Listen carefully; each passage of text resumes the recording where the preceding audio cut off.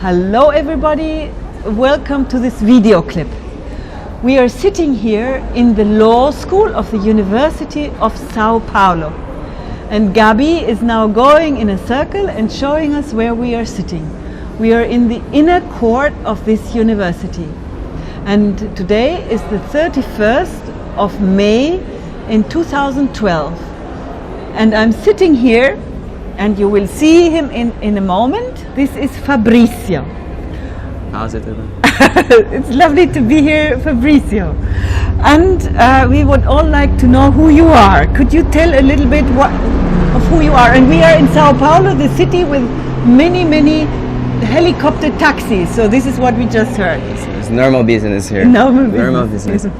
So who are you? I am Fabricio Rodrigo Costa. I'm from the inside of São Paulo. We call it Caipira, it's the countryside. So we have like an R, we speak an R accent with an R and T. Like pour, door, instead of door. People get how can I say? People make fun of our accent, but it's very nice from the countryside. I'm a student, a law student. I take international law.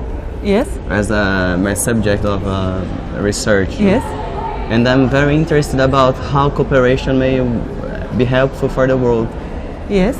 The structural basis of international law is how states can cooperate. Yes. And that's what attracts me the most.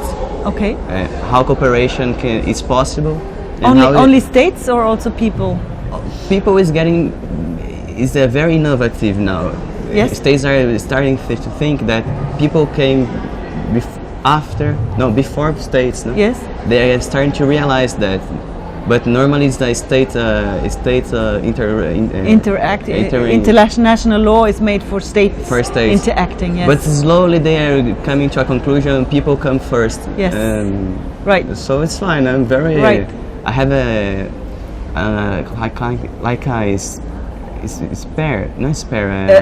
hope. A hope, a kind of hope, not despair, but I'm very hopeful about international law.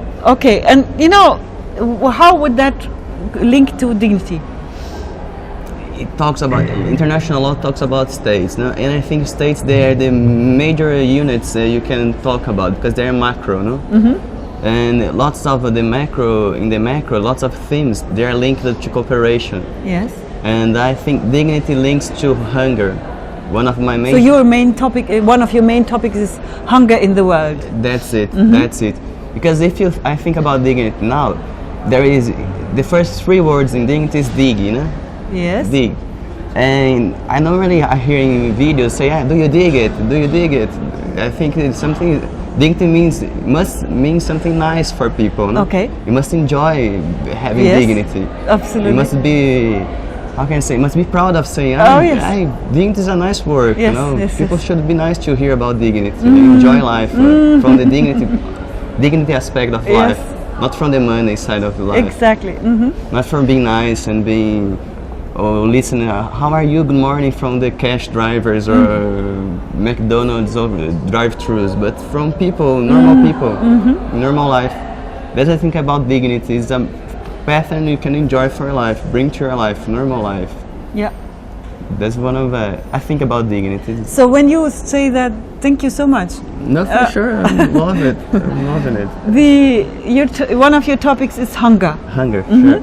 So now we are making this video for the listeners of the World Dignity University Initiative, those who are interested in that. And if you think of your life and the world out there, what kind of topic would you like to, or experience from your studies, would you like to give to the world? One would be hunger then, the study of it, and you would like to share it with others, to give courses, to give lectures, and to share this topic with others in the world, or other topics? No, there are many, but I think hunger. I'm a kind of a very inquieted person. I had many doubts in my life. You are inquieted? What is it in English? Worried? I'm very worried, but also have many doubts, and I feel not very confident because from what I hear in the media, everybody's so sure of everything, but in the end, nobody's sure of anything, and then crisis happen. Absolutely. And they say, why didn't you expect this first? Why didn't you think about this first? Right. And then I got to a conclusion, people know very little about what's happening at the moment. Absolutely. They keep making projections, and forget about the present moment. Yes. And the projections are not necessarily right. Yeah, not necessarily right. And present is a present, it's a gift, you know? So you must make the best of your present. Okay. And to me, I think I just heard 2 Tibetan monks immolated themselves again in Tibet. Yes. And then I came to a conclusion. How come the Chinese blame Dalai Lama for being a terrorist or for inciting people to get murdered? Yes. And then I just like to add a comment of him, if I may. Okay, please, yes. Dalai Lama got to a conclusion, to a very simple conclusion. Read it in Portuguese and then in English. All right. He says, visto que nossa vida começa e termina com a necessidade de afeto e de cuidados, não seria sensato praticarmos a compaixão e o amor ao próximo enquanto podemos? In English it means that once our life starts and finishes with the necessity of affectiousness and cares, wouldn't that be sensate, or wouldn't that make sense if we practice compassion and love to each other while we can? And I think this is a very sensible. It's a very sensible reasoning, and I think that's why I must put in practice. I think everybody should put in practice, even the Chinese should put in practice this. And one of the other things I'd like to contribute for the World University of Dignity is sharing my inquietude, my doubts, my doubts. Because people say I lack feedbacks. Normally people talk too much and don't listen very few. And states, they talk too much and listen very few to the people. That's the main reason people are going to the streets and going to the Tahrir Square. Because government, they don't listen to their people. And my contribution to the university would be, I'd like to share my doubts and I'd like to listen to people, to the feedbacks of people. Wonderful. Just to give me an orientation. Whether I'm going right, or I'm making the puzzles right, or trying to paint a current situation of the road. And that'd be lovely to explain my doubts and to listen to the people. And we could invite everybody to share, this would be your class. Sharing doubts of the world. Sharing doubts of the world. It would be a wonderful seminar or workshop or a series of workshops. I think this is the basis of what we have to do. If we as a human family want to survive on this planet, we have to start with sharing our doubts. I think this is the start. That's very human, having doubts. Extremely important and very important, very, very important. Yeah. So perhaps we invite everybody. For sure, everybody, please.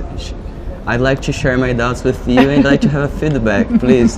Because it's really nonsense to think about the moon just on this sky above us, and I can't reach it, but I know some people have been there already.